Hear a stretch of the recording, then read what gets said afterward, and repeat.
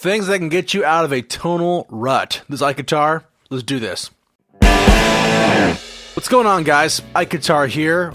All of us electric guitar players and even acoustic players have to deal with this great, grandiose thing we call tone. What is the point of learning how to play a guitar if you don't sound good playing it? And sometimes it can be tough to break out of plateaus in our tonal development. Every guitar player is building their tone over time. Some of that comes through technique, some of that comes through gear.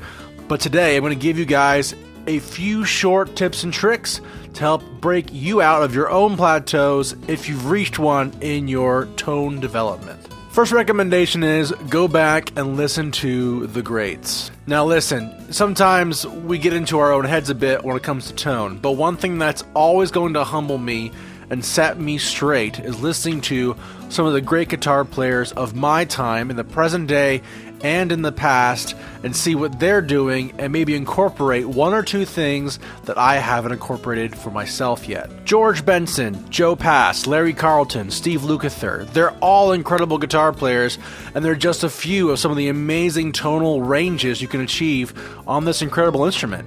And it comes down to taking what they've done on their own instrument and taking maybe one or two things, just a principle or two, and just changing it up a bit on your end. It can unlock infinitely more as far as tonal development in your own playing and in the future.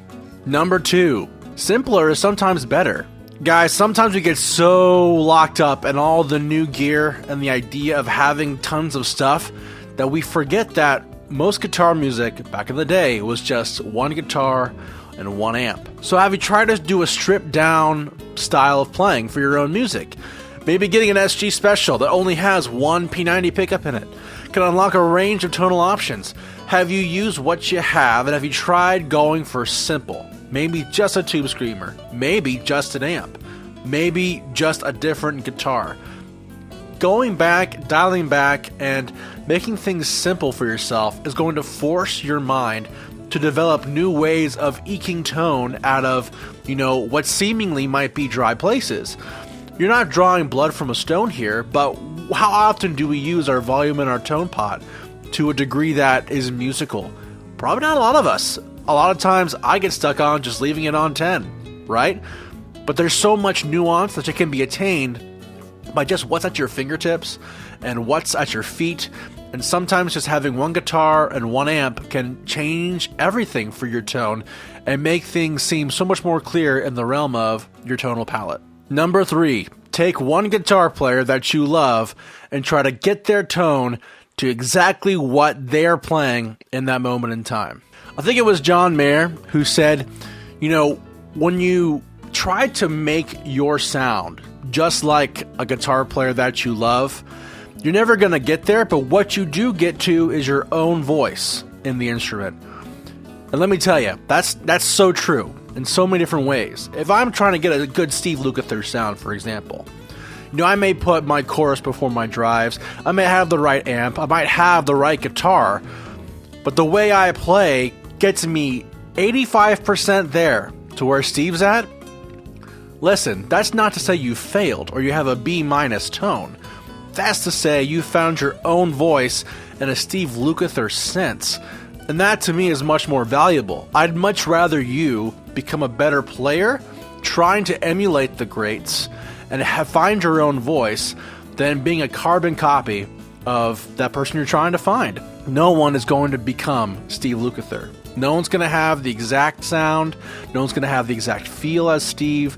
But the point is, you've developed your own voice, and you've seen how he processes his own sound, how he thinks musically, and it's more than just pedals in a signal chain. It's how he approaches rhythm parts. It's how he approaches, a different arrangement of a tune. And it's in those things you find your own voice, and it's in those things you find how you play and how you process things. And in those things, it may be Lukather adjacent, but it's all you, and that's something to be proud of. Number 4, you've got to pick up a different genre of playing every once in a while. Listen, guys, if you're country fans, or you play a lot of rock music, or you play a lot of a very specific genre that's very limited in scope, okay, you know what I mean?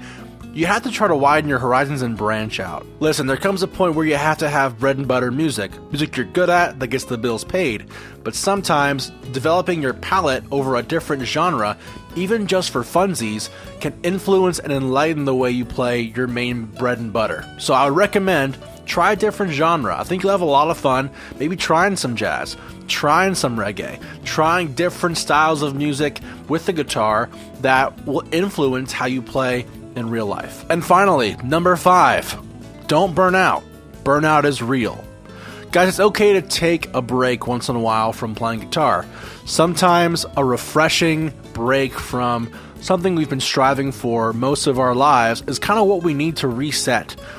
I would recommend taking some time every few months, if you're in the shed every day, duking it out, maybe every 5 or 6 months, just taking a 5-day break, taking a little retreat somewhere, jotting down some thoughts, refreshing your mind. Coming back to guitar with the same yearning and desire you had as a kid can be really, really tough.